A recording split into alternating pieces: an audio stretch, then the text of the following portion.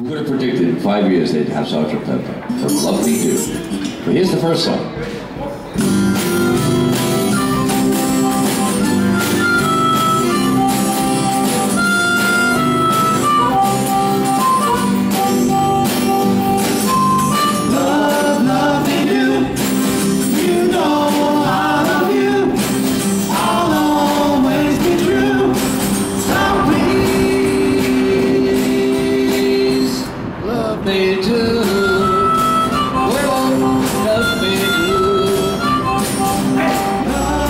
Welcome back, friends.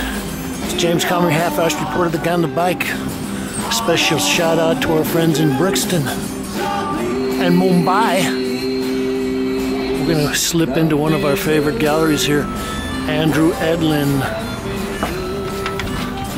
Oh man, it's cold outside. We're gonna try to get some pictures of Joe Coleman and the shadow self. Well, I saw this sign here that said there was no photography, but I just talked to Andrew Edlin and he said they would make a dispensation on my account. Well, right off the bat, there are a lot of devices that Joe is using that kind of change the initial perception you might have of the work. The black curtain kind of keeping the nasty stuff behind that, and then the way that they've repainted the entire gallery with this kind of dark brownish maroon to almost enhance the sense of claustrophobia.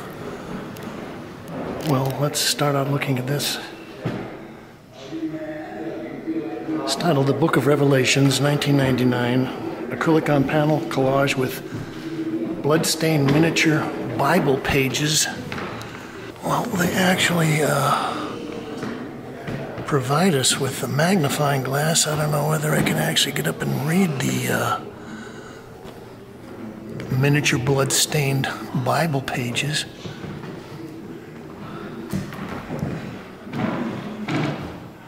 Well, Joe has been a fixture on the downtown Manhattan art scene for, well, before I got to town. And, well, he was also known as a performance artist. I think that's when I first started seeing him around. Gosh, in a lot of ways you could look at these crowd scenes and see a lot of the East Village people.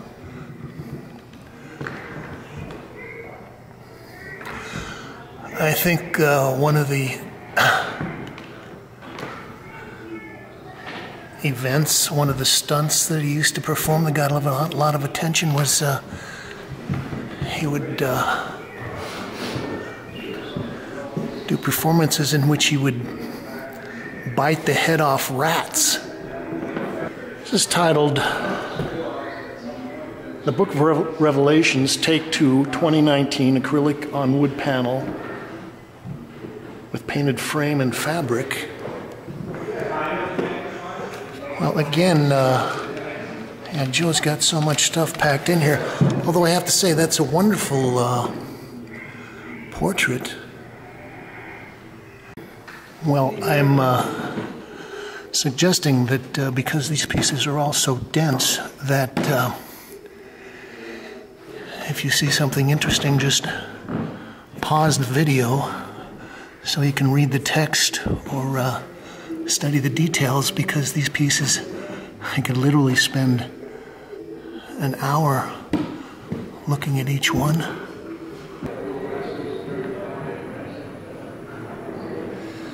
This is titled Old Man Brown. Acrylic on panel mounted on exploded American flag.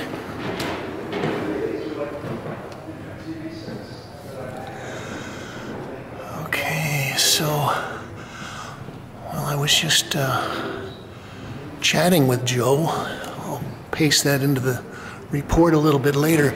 But he was saying that He works on these for, well, it started out a couple of months and then it started to stretch out as the program got a little more intense.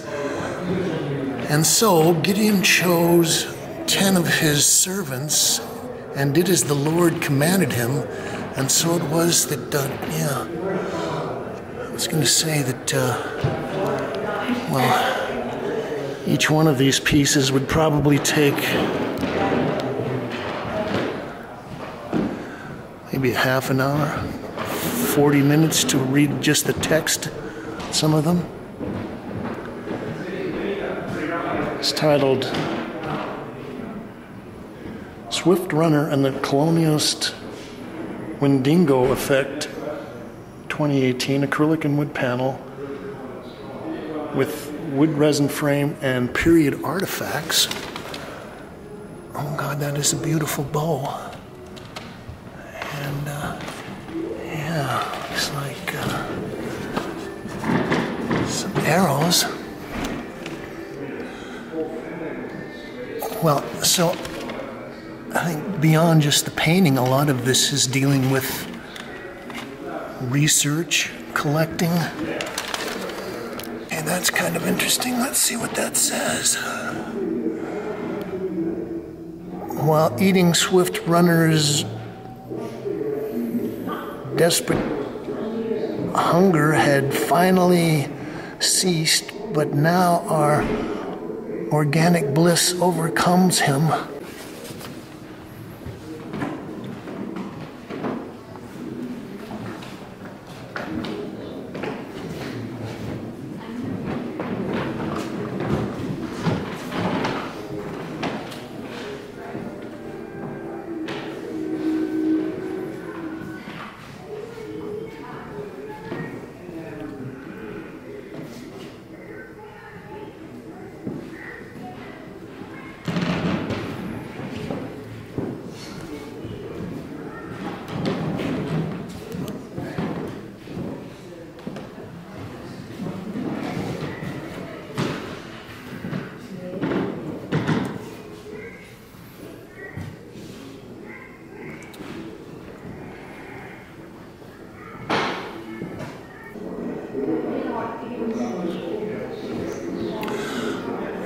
Whiskey, we got a nice little hatchet,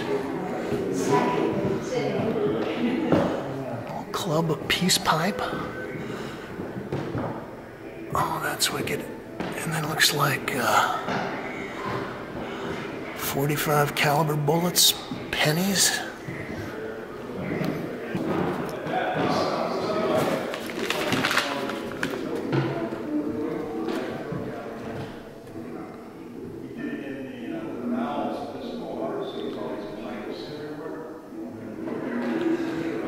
Titled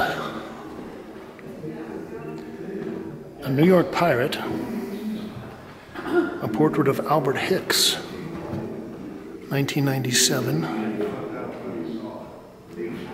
Acrylic on panel mounted on shirt worn by Emilio Patrick Saunier during his execution.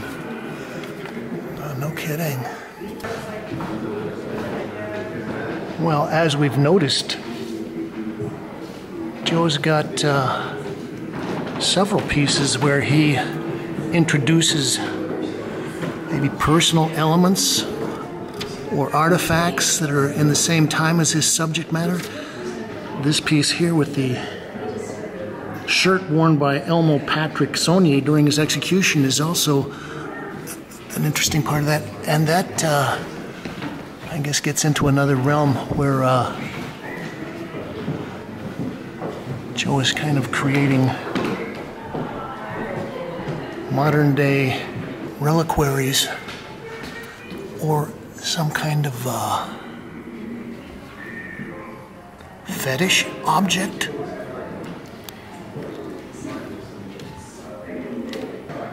Even doing slow motion videos of these things are just basically a little tiny hors d'oeuvre.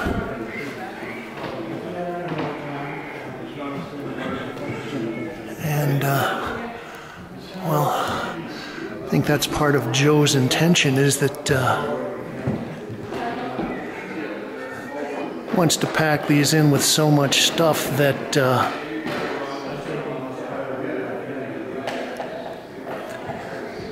you really would have to spend some time concentrating on what's going on here, even to get kind of a cursory view of what's going on.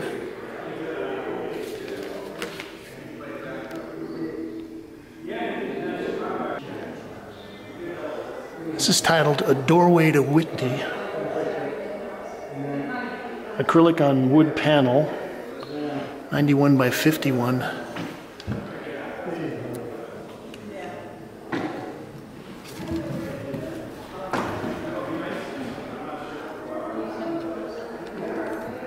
Oh gosh, I now realize I should have brought my reading glasses. So we got some of the wild things. Charles Adams. Okay. Boo Boo Bear. Fearless Leader. Well, you're welcome to come. Yeah. I just throw in another person. Okay. Teams on time, so it won't be a problem. It's up to you. Okay. Well, I guess it was last summer, perhaps, that we were at the David's Werner Gallery looking at a Robert Crumb show that was curated by Robert Storr. And well, one of the points that has been made about Robert Crumb, and I think that Joe fits into that same category, is that although you might look at this and think that this is kind of like comics or something like that, that cumulatively you realize that this is a real statement, a real depiction of American culture at the end of the millennium, for all of its good and bad. Okay, well, it's Tom Jones. Joe has got a very eclectic view of pop culture.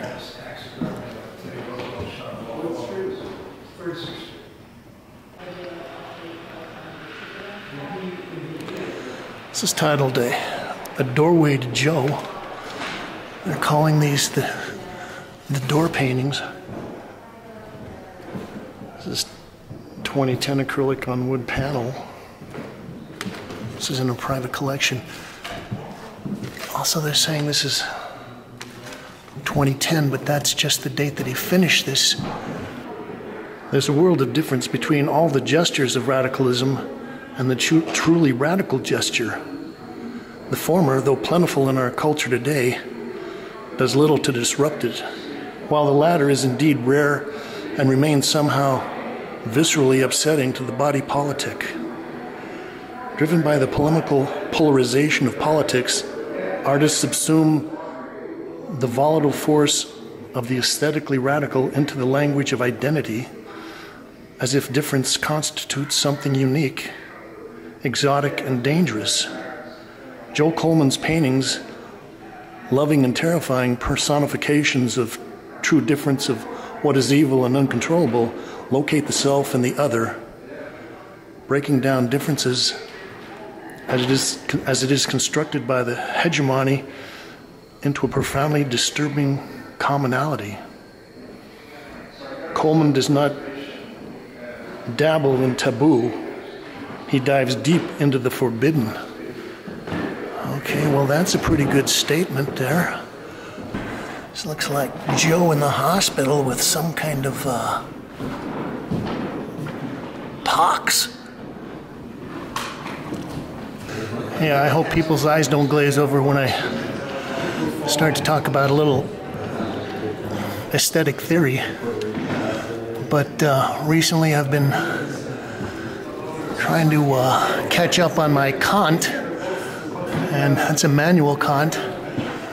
And I think one of the interesting things about Joe is that in Kant's view of aesthetics, you have the highest level of aesthetic experience, which is the disinterested perception of beauty, but the other part to that is the sublime. And Kant further breaks the sublime down into the dramatic sublime, which would be like a giant storm approaching a mountain or something in the ocean. Things like some of the landscapes that the Hudson River School were doing, or Caspar David Friedrich, some of those people. The other aspect of the sublime was the mathematical sublime. And, well, that's where you're simply overwhelmed by so much stuff, such an infinity of stuff, that it makes you feel small. And I think Kant says that's one of the great aesthetic experiences that is up there as beauty. And I think in a certain way that almost relates to Aristotle's notion of the catharsis.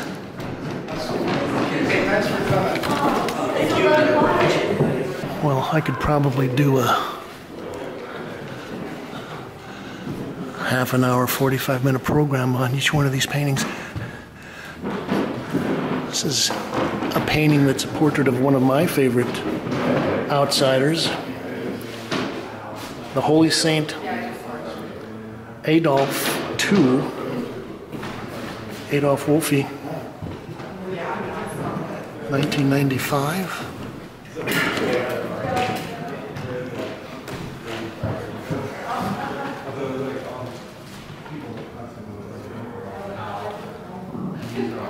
Well, I think beyond the fact that Adolph Wolfie was an incredible, eccentric artist in his own right, he was also perhaps one of the first acknowledged art brute masters. And, well, he's got a tragic backstory. And I think he was in this Swiss mental institution for about 35, 40 years.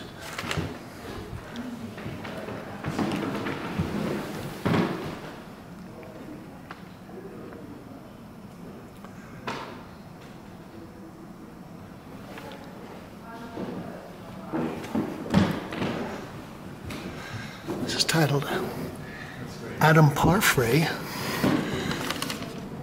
Oh boy. Yeah, that's tiny text.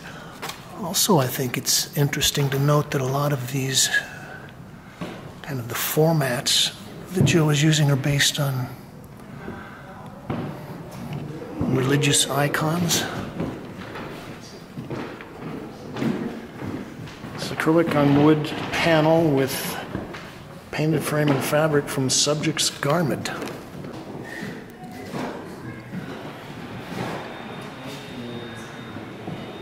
Woodrow Parfrey was Adam's beloved father, a great character actor of film and television who often portrayed a weak-willed victim of the world, manipulated and tormented by others. He brought a profound compassion and humor to these very difficult roles.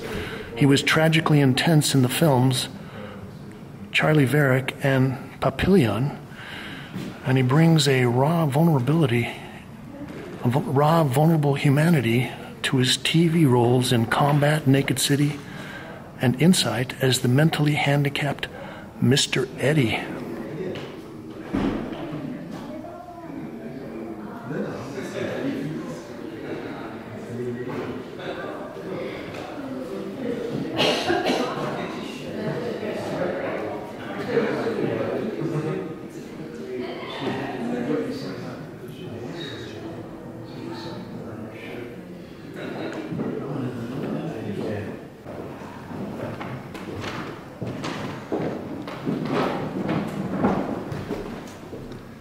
Tenebrae for Just Geraldo. Acrylic on panel with fabric from priest robe, religious trim, and painted figures.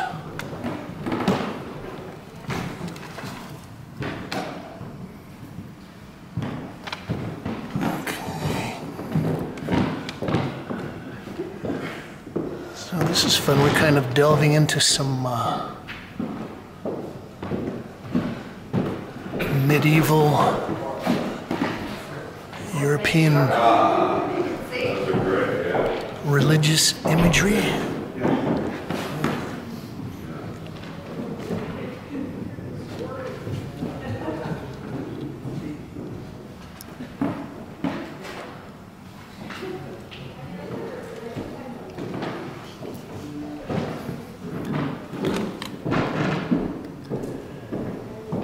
This is 2004. 38 by 36 inches. Okay, let's see what's in the back room. Oh geez, there's Joe himself. Me Too movement started. There was great. They had that in like almost every news show.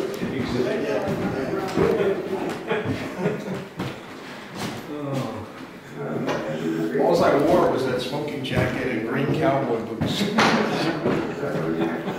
I remember you running down. Yeah, Chase Aldo, or whatever, screaming. Could I get you to talk a little bit about the show for a second or two for the Kalm report? Yeah, what do you want to know?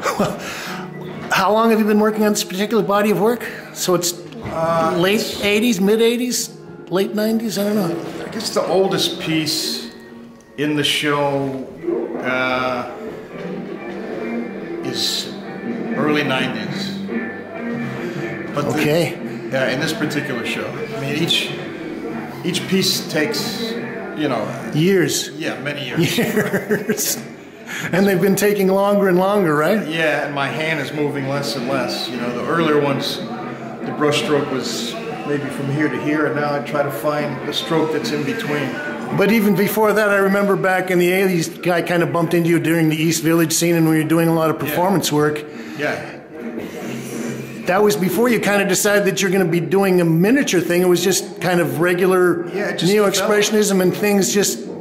Somehow you decided you wanted to go small somehow, or just pack more stuff into the... Think about it. It was just like a compulsion, you know, and like, you know, when I was, you know, started to do these, you know, biographical paintings, you know, I'm doing research, and as I'm researching, I'm finding out all this information, and I'm trying to fit all the information onto the surface of the painting. Right. You know, so I had to like make it tinier and tinier to make it fit in there. You know, in a certain way, I find this interesting because New York has this tradition of people doing abstract expressionism, and everything is huge, and the bigger the better, and Al Held and some of these people are just doing huge paintings, and I like your idea of sort of saying, screw that, we're going to go the other way, and sort of push it and see how far we can go. Now you have to wear the goggles, the magnifying glasses and all that stuff to do the paintings. And the same thing that a jeweler uses. Right. You know? And you've been getting more and more. How big of a brush do you use? Triple aughts, or do you even get down to where you're like pulling it down to like one hand? Yeah, it's like two hairs. Yeah, absolutely. Yeah. Okay. And I work 8 hours a day, you know, on these things. Somebody says, yeah, he works 8 to 10 hours a day like a job, and I said, I don't know anybody that works a job like that, man. That's worse than any job, or longer than any job. It's more rewarding. It's just as hard, but. Also, I kind of like the idea that. You know, a lot of people are talking about how wasteful society is and all these other things. In a certain way, you were able to use the concentration, the focus to put more into less, so that it's very, what can I say, impacted with meaning. And, you know, I mean, you could probably stretch this out and do, instead of doing 10 or 15 paintings, you could do 150 paintings with all the information, but you've decided to kind of distill it down to its more pure form. Yeah. And the tools are the simplest of tools. You know, it's pre-industrial. I mean, everything. That's right. So easy just to. I got one final question for you, Joe. Yeah. Who do you look at? Who is an inspiration for you? You know, in art history that you kind of maybe think is somebody you would like to carry on the legacy of? Well, I always admire James Ensor and Hieronymus Bosch, Bruegel. Those great illuminated manuscripts. Sure. Were a big inspiration to me. And how about also Ivan? like the Hindu art too. Like the Kali figures. Sure. Those huge murals. How about Ivan Lorraine Albright? Oh yeah, Albright, absolutely. Both Albrights. There were two twin brothers. Right. Both painted. Right. Malvin painted Dorian Gray before the corruption set in, and Ivan painted it after. There's another example of someone that would work on paintings for years and years and would actually get kind of, I think, Dubuffet came over and toured and went out and visited him in Chicago and said it creeped him out when he went to the studio and saw the stuff he was doing. And in a certain way, I think what you're doing is kind of pushing the aesthetic in such a way that it does kind of unsettle one. It's kind of the disturbing. World is a pretty unsettling place. That's exactly right. It's just a mirror. I don't plan these out either. I just work on a square inch at a time without knowing what the whole image is going to be. So you don't plan them out that much, or? No. I might know the subject that I'm working on, but I don't know what the whole painting's going to look like. Once it's sort of the wave takes off, you just sort of ride in the wave and seeing where it goes. I keep reacting to the things that I've put in already. And that kind of puts the composition is, it leads me, I let it tell me what it wants. Are you a New York boy? Well, I was born in Connecticut. I moved to New close York enough. when I was 17. And I've traveled all over the world, but I've always had New York as my home. Okay. Since then. Tell us a little bit about your ideas about the text, the written part of this. Well, it's because, in life, right now, there's words coming out of my mouth. There's things that I'm thinking about. There's things that I read. And so my experience of this moment is like, I see the details in your hands, and I can see like the texture of your jacket, but at the same time there's all these words. There's words that I'm saying and there's words that I'm thinking. So I think the text is just as important, and the text, when it's transformed from my head onto the surface of the wood, because I don't paint on canvas. Right. It changes. The essence of it changes in the way that I actually paint them. Some of them, are maybe looser, or they have like a drop shadow. Right. Yes, I noticed. Yeah, and they change, and it has different emphasis. And how small or how big also changes its impact on the painting. Right, and I was also kind of thinking about because you had mentioned that you'd been influenced by illuminated manuscripts and things like that, maybe William Blake. William Blake, absolutely, yeah. Yeah, do you see this as kind of like poetry or a diuretic kind of thing, or captions to photographs, things like that? Well, it's a complete narrative, The complete narrative, I like it. And so, text is just as important, as the images. And that's why I also relate it to, obviously illuminated manuscripts. Right. But, it's a way of telling, a story in which the story is all there at once on the surface. Yes. And then... That's right. It's like a book. It's like a book, except it's all on one page. Yeah, and it's like a movie where the whole movie is presented at once. Now, do you write this stuff out and edit it and have books of notes that you've taken, or do you pretty much? As I was saying, I think when I spoke to you last, since I'm only working on a square inch at a time, as I'm researching, then it goes into it. So I can't plan out what the text is going to be. The text. Do you ever misspell words? Oh, I totally misspell words. Okay, good. That makes me feel. Look at the TV that makes set. Me feel better. Yeah. Yeah, look at the way I spelled Orson Welles, and then I didn't even. Okay. Yes, but if you've noticed, my paintings have gotten better at spelling only because Whitney is your editor. Yeah, I'll ask Whitney, how do you spell this? And then Whitney will tell me that. Then I just put That's good. One of the other things I was wondering about is how you, working with photography, how you collect your images. You must have a vast encyclopedia or clip books of things that you've collected. Yeah. When I mean, there's, like, I have piles of books that I rip the pages out. Yes. And then, like, put the book down, and I just, like, have some page out of a book, you know, that might have a crime scene photo or might, you know, but like millions of books with pages torn out. And do you also collect things from the internet as well? Yeah, a little bit less on the internet because okay. since I'm a bit older, you know, I'm in my, yes. My mid-60s now, like the books are kind of more important to me. Like I love the way a book smells, you know, and the texture of it. And, right. You know, there's... the hands being able to touch the actual thing. Yeah, because it seems like more, you know, like a physical like object, a holy thing. You know? Right. You know, like, are you Catholic? Were you raised Catholic? Yeah, okay. I was raised Catholic. I could tell. But I don't even know if I believe in God, but I do think that all the rituals of Catholicism and the idea of faith are important. Like faith is what drives these works because absolutely. You know, I'm working on square inch. I don't know what it's going to look like, but I just trust my hand and I trust, you know, day to day to put in that time. It's like those square inches are like a prisoner in a cell. You know, this is today. You're building your little right. You're building your little palace in heaven, brick at a time. Yeah, exactly. Brick at a time. Absolutely. One of the other things I would like to ask about is. Yeah. I've seen the portrait out in front of Adolph Wolfie. I've seen another one of Henry Darger. So you're really a big fan of the outsider art movement, and I guess what was originally known as Art Brut. And also, I'm thinking about outside or underground comics. How do you see yourself in relationship to all that? People like Robert Crumb and some of those people. I did underground comics. Great. You know, and that's what.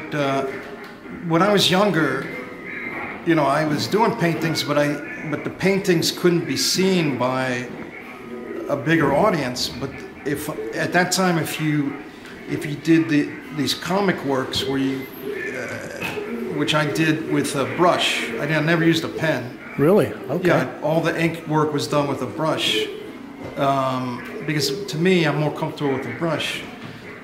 But you could produce them, you know, and send them out to a mass audience. That's right. And that's what I liked about comics, you know. Okay. And the underground being, you know, uncensored, and you just did, you know, what you truly loved and believed in.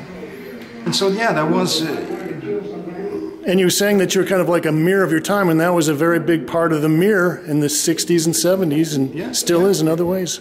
Yeah. And then, you know, the outsider thing, I mean, I don't even know exactly what the term means. Right, they're still debating it. Yeah, but I felt like a kinship with Adolph Wolfie and with Henry Darger because the sincerity, you know, the authenticity. Yeah, and the preciousness, you know, in which, you know, they create, you know, they're lovingly making it. I mean, when I'm doing the painting, I'm caressing the surface with the brush, you know, and they're acts of great love, you know, and so to me that's what moved me about their works, you know. But I don't like, you know, like the whole. If you put the whole like parentheses around outsider, that doesn't. No, it's the work itself. There's only good art and bad art. There's no right.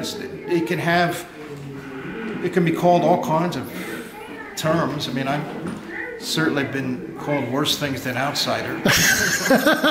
Really? Yeah. Wow. Okay. But you know, but the thing is that's it doesn't matter what you call it. Right. You know, it's when something speaks to you. You know, and in such a primal way that I get. You know, and also, you know, my audience when I'm making these works is me. You know, I'm doing it for me. Right, and that's why they take years and years to finish. You're not doing it because the market is demanding, I need 10 of these this week, and it's like, I can't do it. I don't have time for that. I mean, I don't know how long. I can't believe I'm still on the planet right now. So Okay. I can spend like 8 years on a painting. That's fine with me. But I'm not going to spend one day doing something I don't want to do. Okay. You're not still biting the heads off rats, are you? No, but that's what I needed to do at that time. Okay. You know? All right. I just wanted to make sure. No. Okay, I was going to say they got a lot of work for you over at Thompson Square Park, but... Well, when, in Nightmare Alley, which was the film that, that really drove me to that, the great Stanton had to find spiritual redemption in becoming the sideshow geek. I started out as the geek, so you could only go up from there. Okay, I think you've done a pretty good job. Gives us hope for all the other geeks. Thanks again, Joe. I hope they all do as well as... Okay, well, we've got a painting here that is illuminated as if it was on a TV screen.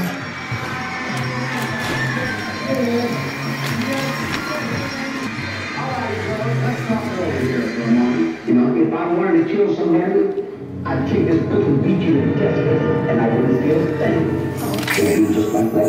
Sounds like Charles Manson. You feel crying? Are you mad? You feel like most bomb rock rallies? Your friends. This is titled, As Long as You Look into the Eye of the Cyclops. So the Eye of the Cyclops looks at you, 2003. Acrylic on Masonite.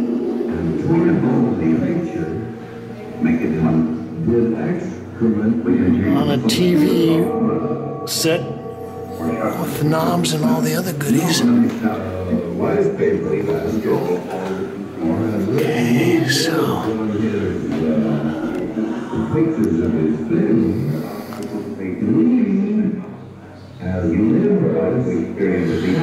yeah, in a way you could say that Joe is almost like an index, an encyclopedia of the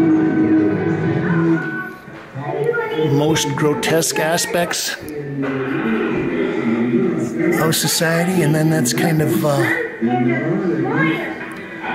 feted, salted in with some of the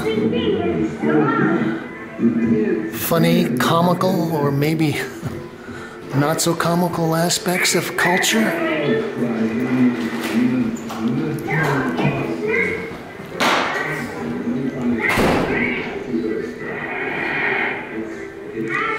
It's titled Sammy Town, acrylic on panel.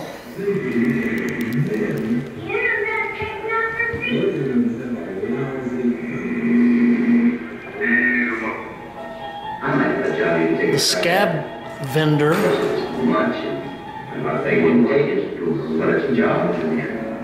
contemplates Narcissus 2015. It's one of the smaller pieces. You could actually fold that up and put it into your pocket. I was made for it. So I'm just overhearing some of the audio on the tape that's playing, and someone said, "You know what a geek is?" I said, "Yeah, I know what a geek is." So they were kind of, at least I was thinking about the idea of the difference between the geek and the freak, and that the freak is an accident of nature. The freak can't help whatever condition or oddity he was born into, or she was born into. And, well, the other side to that is the geek, who is the person that is probably generally considered perfectly normal, but has decided that they're going to do something themselves. They're going to take the initiative to kind of break into the realm of the other, kind of the willful freak.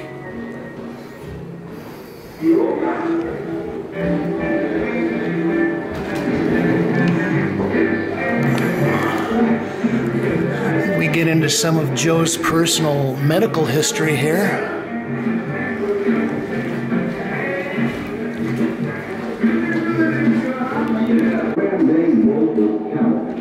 Yes, according to this repeated nationwide survey, more doctors smoke camels than any other cigarette. This is King Khan 2019 acrylic on panel with subject's necklace and traditional Indian trim. See how mild and good tasting a cigarette can be.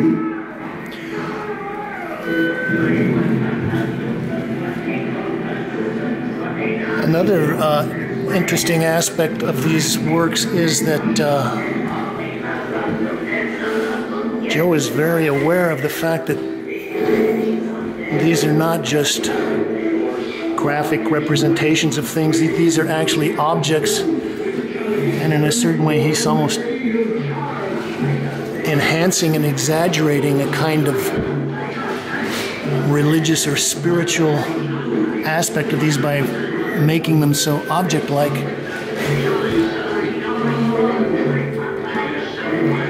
I guess this would be Whitney's garden.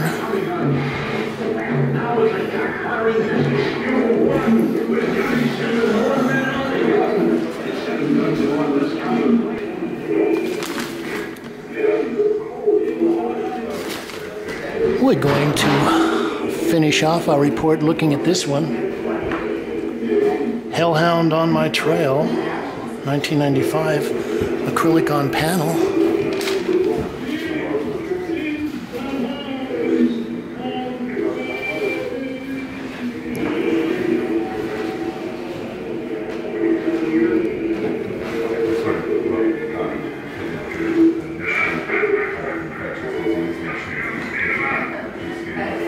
Well, there is a lot of narrative content here, and I'm looking at some of the motifs that Joe is using in his frame, some of these characters and even the floral designs, and thinking that he really has collected a lot of the worst, the most outre, the most disgusting or untasteful or unaesthetic elements that he could have picked out. He's got a real talent there.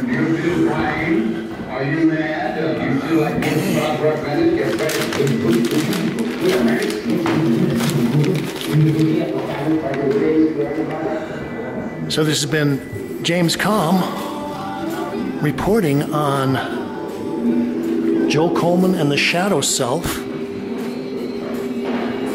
here at the Andrew Edlin Gallery on the Bowery. You can like this, subscribe, share, link it to all your social media sites, and you can leave your thoughts, ideas, comments, criticisms, and reviews below. I think there might be people on the beach in Thailand that will enjoy this. But what we do ask you to say is, after 15 years, thank you, Kate. Love me too. Love me too. Yeah, love me too.